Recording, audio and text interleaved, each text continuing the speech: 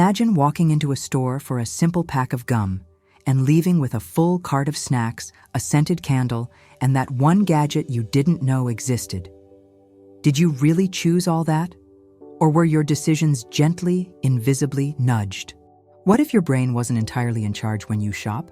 Today, we're peeling back the curtain on how brands tap into your neural circuits to influence what you buy and why. Welcome to Neuro&Psycho, where we explore the fascinating crossroads between psychology, the brain, and everyday life. Subscribe now to keep exploring how your brain shapes the world around you. In this episode, we're diving into neuromarketing, not just a buzzword, but a real science that reveals how brands can activate your attention, emotions, and even memory to guide your choices, often without you realizing it. Why does this matter? Because understanding the tricks helps you regain control over your decisions, and maybe even turn the game around. Let's start with a fact that sounds obvious, but isn't. You don't buy with logic, you buy with emotion. Studies using fMRI scans show that when we see a product we like, it's not the rational part of the brain, the prefrontal cortex, that lights up first. It's the limbic system. That's your emotional brain. Brands know this. That's why they don't just sell you a phone, they sell you belonging, style, or freedom. Because when a brand makes you feel something, it becomes memorable. And what's memorable gets bought. Ever noticed how the most memorable ads rarely bombard you with specs or features? Instead, they tell a story. And that's no accident. The brain is built for narrative. We're wired to follow characters, chase plot lines, feel tension, and release. When you hear a good story, your brain doesn't just process the words, it lights up. Multiple regions sync together, especially those tied to your senses and emotions. In neuroscience, this powerful phenomenon is known as neural coupling. It means your brain starts to mirror the experience as if you were living it yourself. The sounds, the feelings, even the actions, your neurons begin to echo them.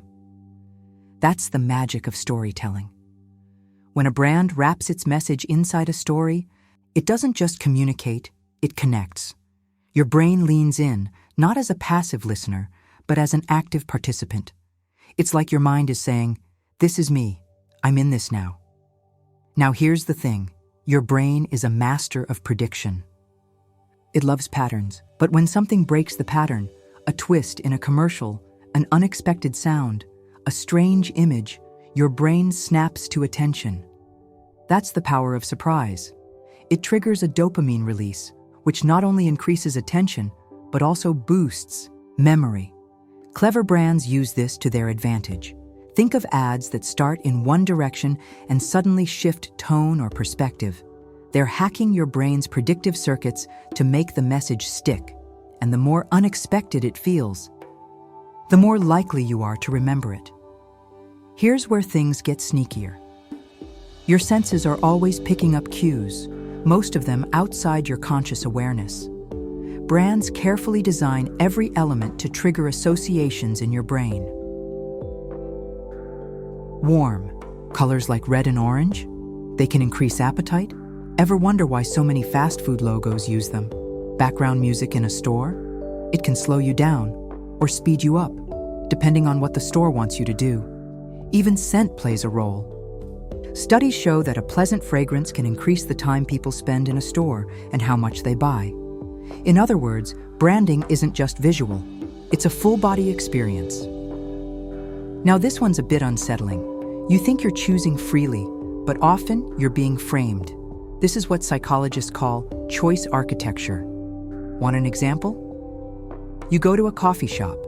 Small is $3, medium is $4, large is $4.10. Most people will skip the small. The medium feels like a bad deal. So the large, just 10 cents more, feels like the obvious smart choice. But was it really your idea? Designers use this all the time, in pricing, in product placement, in limited time offers. They guide your decision, not by force, but by gently shaping the context around it. And your brain? It fills in the logic after the fact. So the next time you find yourself drawn to a product, a scent, or a slogan, pause for a second. Ask yourself, was that you deciding? Or was it your dopamine talking? Neuromarketing isn't evil, but it's powerful. And like any power, it's best handled with awareness. When you understand how your brain works, you don't just resist manipulation, you reclaim your freedom to choose.